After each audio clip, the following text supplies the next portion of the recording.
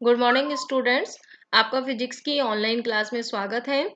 हम अभी जो आपको लेक्चर 10 हमने कंप्लीट किया है उसी को ही कंटिन्यू करते हुए लेक्चर 11 स्टार्ट कर रहे हैं। हम आपको पढ़ा रहे थे एप्लीकेशंस ऑफ अनसर्टेनिटी प्रिंसिपल, जिसका पार्ट सेकंड हमारे इस लेक्चर में हम कंसीडर कर रहे हैं। हमने आपको पिछले लेक्चर में बताया कि हाइजेनबर्ग के अनसर्टेनिटी प्रिंसिपल की कुछ एप्लीकेशंस हैं, जिनमें से दो एप्लीकेशंस हम हमारे पिछले लेक्चर में पढ़ चुके हैं, जो कि non existence of electron in nucleus था और ground state energy of hydrogen atom है। अब हमारा जो इस लेक्चर का मेन कंसर्न है वो इन दो पर है कि ground state energy of the harmonic oscillator and the natural width of spectral line, कि इन दोनों को हम किस तरीके से हाइजेनबर्ग अनसर्टेनिटी प्रिंसिपल को यूज करते हुए निकालेंगे। चलिए शुरुआत करते हैं हमारे तीसरे एप्लीकेशन के साथ, ground state energy of harmonic oscillator. ठीक है, अब हार्मोनिक ऑसिलेटर की जो ग्राउंड स्टेट एनर्जी है उसको हम एस्टिमेट करेंगे वही जैसे हमने हाइड्रोजन एटम के लिए किया था, मिनिमम एनर्जी से, कि हम उसको क्या मान रहे हैं कि ग्राउंड स्टेट एनर्जी जो है वो मिनिमम एनर्जी है किसी भी हार्मोनिक ऑसिलेटर की। ठीक है, तो यहाँ से एक चीज हमें यही ध्यान रखनी है कि ई मिनिमम वाला जो कॉन्सेप्ट हमने हाइड्रोजन एटम के लिए यूज किया था उसी को ही हम हार्मोनिक ऑसिलेटर के लिए यूज करेंगे, लेकिन इनमें जो वैल्यूज है उनमें थोड़ा थोड़ा सा चेंज होगा। ठीक है, अब ऑसिलेटर की बात कर रहे हैं तो ऑब्वियस है यहाँ पर एंगुलर फ्रीक्वेंसी भी होगी। तो हम जिस भी पार्टिकल के लिए कोई भी पार्टिकल ले रहे हैं जिसकी जो मास m है उसको हम one dimensional simple harmonic oscillator oscillation जो कर रहा है with the angular frequency omega 0, तो उसकी हम एनर्जी लिख लेते हैं। फर्स्ट टर्म जो है वो यहाँ पर काइनेटिक एनर्जी को बता रही है, सेकेंड टर्म पोटेंशियल एनर्जी को बता रही है फॉर एनी ऑसिलेटर। किसी भी दोलित्र के लिए जो ई ऊर्जा की जो वैल्यू है वो हमने यहाँ पर व्यंजक के रूप में लिख दी है। अब क्वांटम मैकेनिकली हम किसी भी सिंपल हार्मोनिक ऑसिलेटर की जो एनर्जी है इन एनी स्टेशनरी स्टेट, मतलब कि स्थायी अवस्था में, तो वहां पर हम क्या करते हैं कि ये जो वेरिएबल्स हैं पी एक्स और एक्स, ये दो वेरिएबल्स हैं हमारे पास, इन दोनों को हम रिप्लेस कर देते हैं उनकी एक्सपेक्टेशन वैल्यू से। ठीक है, यहाँ पर हमने क्या किया है कि जो हमारे पास एनर्जी की टर्म थी उसमें जो वेरिएबल्स थे उनकी वैल्यूज को हमने उनकी एवरेज वैल्यू या फिर कहीं एक्सपेक्टेशन वैल्यू से हमने उनको रिप्लेस कर दिया है। ठीक है, और यहाँ पर हमने चेंज करने के लिए किसको यूज किया है? क्वांटम मैकेनिक्स को। ठीक है, जो कि हम पढ़ ही रहे हैं। तो यहाँ पर जब हम इनको रिप्लेस कर देते हैं तो अब हम क्या निकालेंगे, इनकी एक्सपेक्टेशन वैल्यूज के लिए हमारे पास यहाँ पर कुछ डेफिनेशंस हैं कि delta x square is equal to expectation of x square minus expectation value of x का स्क्वायर। इसी तरीके से हम पी एक्स के लिए भी यही व्यंजक दे रहे हैं। डेफिनेशंस हैं ये जो आपको याद रखनी पड़ेंगी। अब इन वैल्यूज से जब हम देखते हैं कि एवरेज या expectation value of x and P x जो है वो तो जीरो होती है, तो हमारे पास यहाँ पर डेल्टा एक्स और डेल्टा पी एक्स इन दोनों को हम इन तरीके से लिख सकते हैं। और जब हम पिछली इक्वेशन में जहां पर हमने एक्सपेक्टेशन वैल्यू लिया था वहां पर हमने क्या कर दिया, इन दोनों को अब डेल्टा पी एक्स और डेल्टा एक्स की फॉर्म में लिख दिया।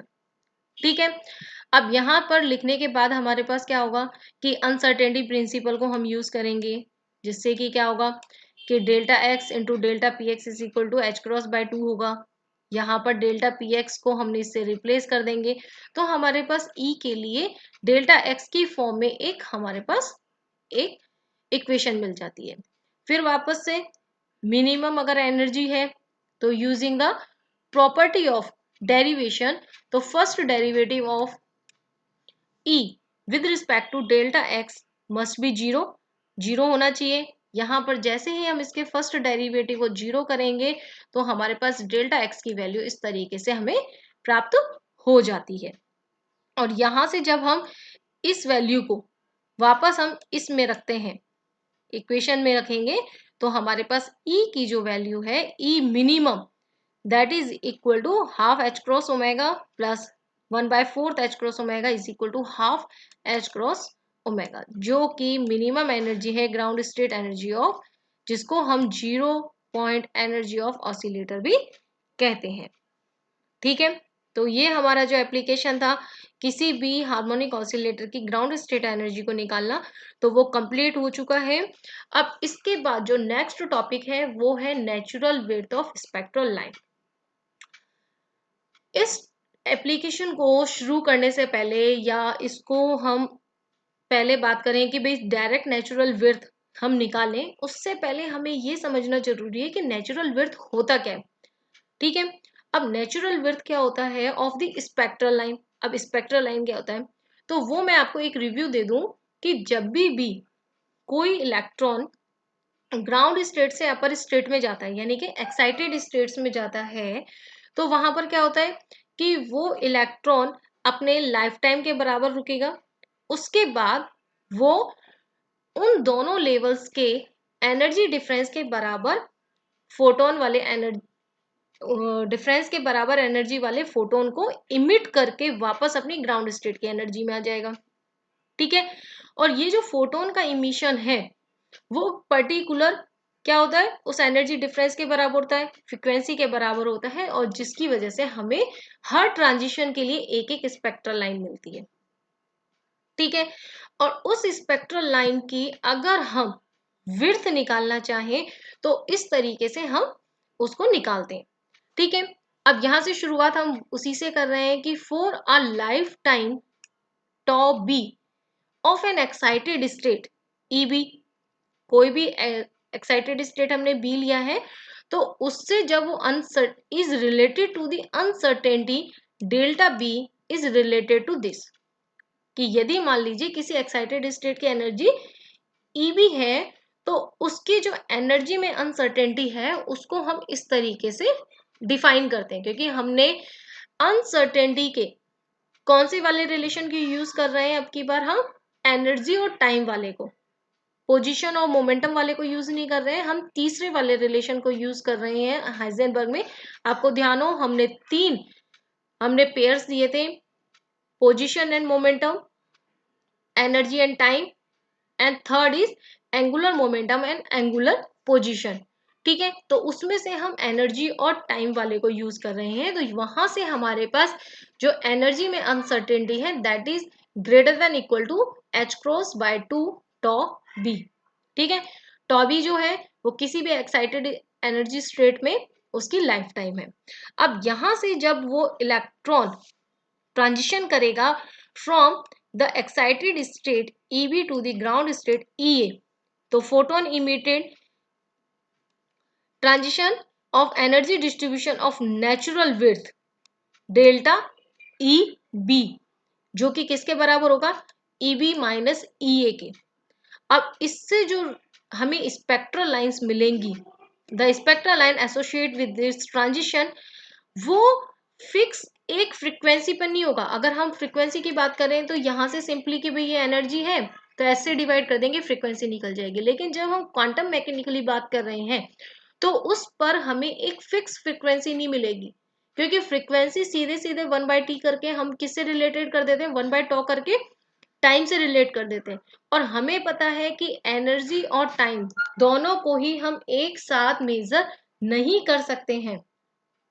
तो इसका मतलब क्या है कि अगर हमारे पास एनर्जी में यहाँ अनसर्टेनिटी है, यहाँ देखिए यहाँ पर डेल्टा EB जो है वो एनर्जी में अनसर्टेनिटी है, तो ऑब्वियस है कि यहाँ पर टॉबी में भी अनसर्टेनिटी होगी, और अनसर्टेनिटी होने की वजह से यहाँ पर जो म्यू AB की वैल्यू है वो भी बिल्कुल एग्जैक्ट हमें प्राप्त नहीं होगी, बल्कि वो क्या होगा, एक डिस्ट्रीब्यूशन होगा, डिस्ट्रीब्यूशन ऑफ फ्रीक्वेंसी, यानी उसमें कुछ अनसर्टेनिटी होगी, उसकी एक विड्थ होगी, जिसको हम यहाँ पर फॉर्मूले से दे रहे हैं कि delta mu is equal to delta EB by H, जो कि डेफिनेट है कि V म्यू AB से ज्यादा ही होगा।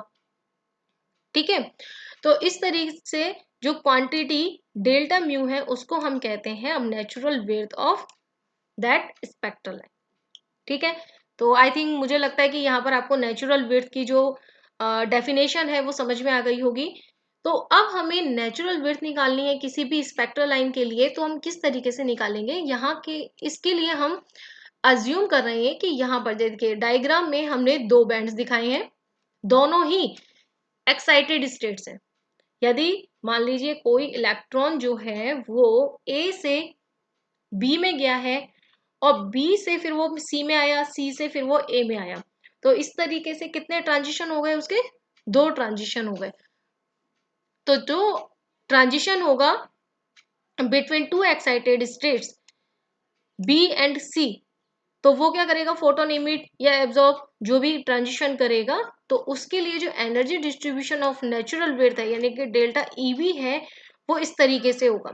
हमने पिछले में यहाँ देखिए फर्स्ट इक्वेशन में 1/टॉप बी एक ट्रांजिशन था, एक के लिए दिखाया, अब यहाँ पर दो ट्रांजिशन हो रहे हैं, तो यहाँ से हमने इनके लिए इस तरीके से जो लाइफ टाइम है उसको रिलेट कर लिया। तो नेचुरल विड्थ क्या हो जाएगी, अब की बार हमारे पास नेचुरल विड्थ हो जाएगी delta E B C by h से। अब यहाँ पर हमारे पास tau is equal to 10⁸ second होता है, ठीक है, जो कि किसी भी एक्साइटेड स्टेट के लिए लाइफ टाइम है। तो delta e is equal to h cross by 2 tau is equal to हमारे पास कैलकुलेट करने पर इस तरीके से प्राप्त हो जाएगा। तो किसी भी स्पेक्ट्रल लाइन की जो नेचुरल विड्थ है वो इस फॉर्मूले में हमने दी हुई है, जिसकी वैल्यू हमारे पास आ जाती है 7.6 इंटू 10⁶ हर्ट्ज के बराबर।